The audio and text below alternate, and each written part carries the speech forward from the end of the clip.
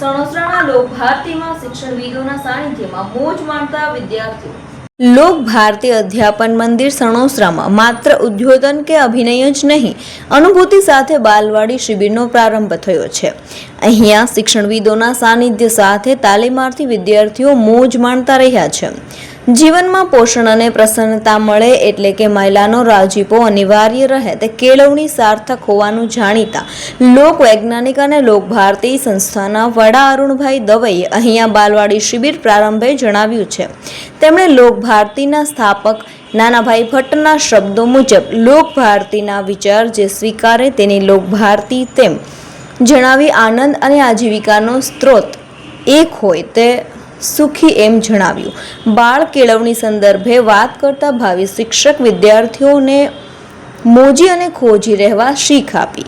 લોકભારતી અધ્યાપન મંદિરમાં બાલવાડી શિબિર પ્રારંભે શિક્ષણ પ્રેમી નિવૃત્ત અધિકારી નલિનભાઈ પંડિતે વિશ્વના બાળકોને બેઠા કરવાની તાલીમ અહીંયા મળી રહ્યાનું જણાવી ગીર નેસમાં ચાલતી આનંદધારા અભિયાન અને મોજીલા શિક્ષણનો ઉલ્લેખ કર્યો।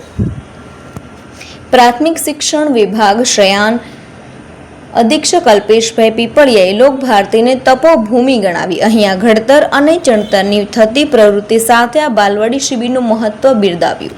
પ્રેરક વક્તા અને સહયોગી બનેલા ચેતનભાઈ પટેલે વિદ્યાર્થી બાળકો સામે શિક્ષકની પ્રસન્ન ચહેરો માર્ગદર્શન રહેતો હોવાનું જણાવ્યું અને બાળકોના બાળપણ ઘડવાનું કામ થઈ રહ્યાનું ઉમેર્યું। આચાર્ય જગદીશ ગિરી ગોસાઈએ આવકાર ભૂમિકા આપતા અહીંની કેળવણી પ્રવૃત્તિ અને બાલવાડી શિબિરની ફળશ્રુતિ વર્ણવી હતી।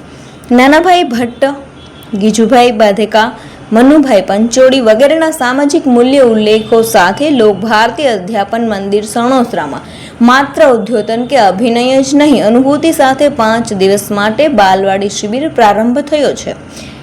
અહીંયા જ્ઞાન વિજ્ઞાન અને ગમ્મત પ્રયોગો સાથે પ્રારંભાયેલ આ શિબિરમાં શિક્ષણવિદોના સાનિધ્ય સાથે વિવિધ સંસ્થાઓમાંથી તાલીમાર્થી વિદ્યાર્થીઓ મોજ માણતા રહ્યા છે। આભાર વિધિ સાથે શિબિર સંયોજક કવિતાબેન વ્યાસે રાજીપાનો ભાવ જણાવ્યો। શિબિર સહ સંયોજક સંદીપભાઈ ઉંડવિયા અને કાર્યકર્તાઓનું સંકલન રહ્યું। પ્રારંભે સંચાલનમાં નીરવ અંટાળિયા અને કુમારી ધારાજાની રહ્યા હતા।